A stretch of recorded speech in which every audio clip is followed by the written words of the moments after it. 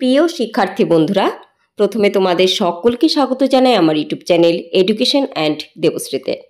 তোমরা যারা Netaji Subhash open university থেকে পিজি কোর্স করছো, ইতিমধ্যেই তাদের অ্যাসাইনমেন্ট এক্সাম হয়ে গিয়েছে। এবার তোমাদের ফাইনাল এক্সামের পালা এবং অ্যাডমিট কার্ড ডাউনলোড করবার যে নোটিশ তা কিন্তু প্রকাশিত হয়ে গিয়েছে। যদি ভিডিওটি না দেখে থাকো, এই ভিডিও ডেসক্রিপশনে তার লিঙ্ক দিয়ে রাখবো, অবশ্যই তোমরা দেখে নিতে পারো। তাতে তোমাদের অ্যাডমিট কার্ড ডাউনলোড সংক্রান্ত বিষয়টি সম্পূর্ণ জেনে নিতে পারবে।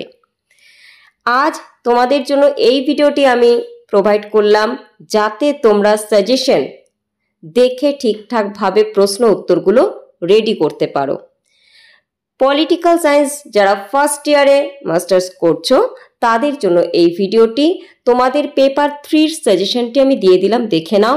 প্রত্যেকটি প্রশ্ন গুরুত্বপূর্ণ এবং এই প্রশ্নের উত্তরগুলো যদি তোমরা রেডি করে রাখো তাহলে অবশ্যই তোমরা 85 থেকে 100% কমন পাবে।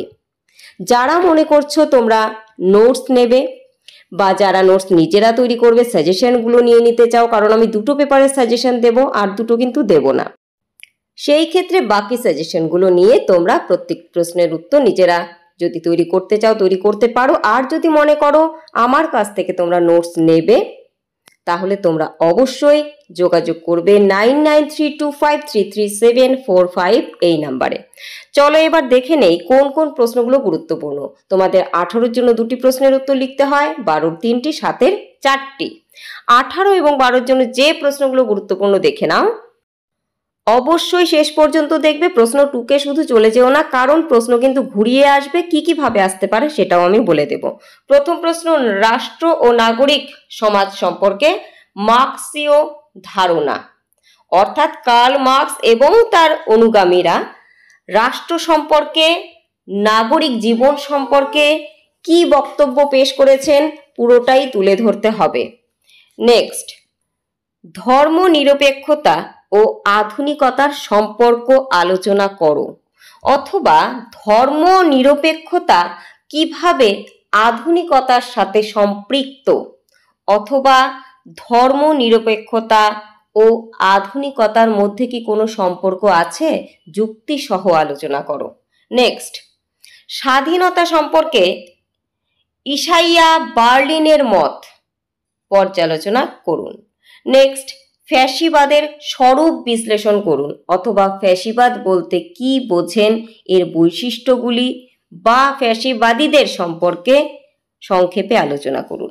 নেক্সট, হারবার্ট স্পেন্সারের ব্যক্তি স্বাতন্ত্র্যবাদী ধারণাটি ব্যাখ্যা করুন, খুব গুরুত্বপূর্ণ। পরবর্তী, সাম্য সম্পর্কে নয়া উদারনীতিবাদী ভাবনাটি ব্যাখ্যা করুন।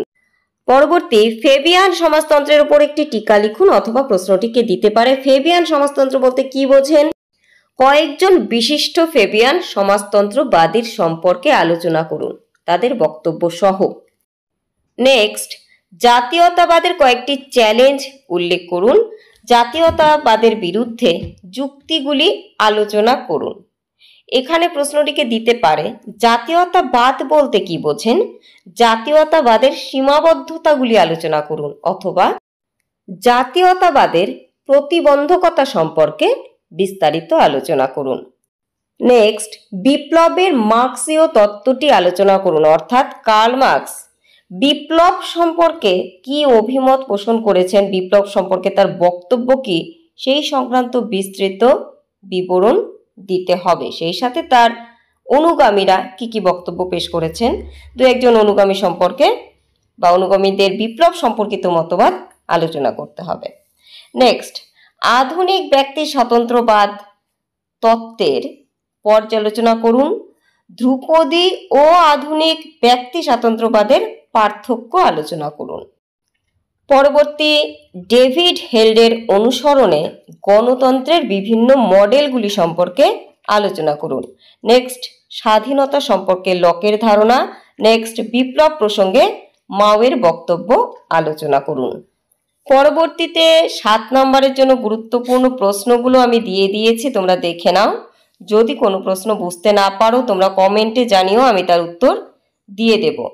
আবারও বলছি, প্রত্যেকটি প্রশ্ন কিন্তু গুরুত্বপূর্ণ, অবশ্যই খুব ভালো করে প্রত্যেকটি প্রশ্নের উত্তর দেখে রাখবে।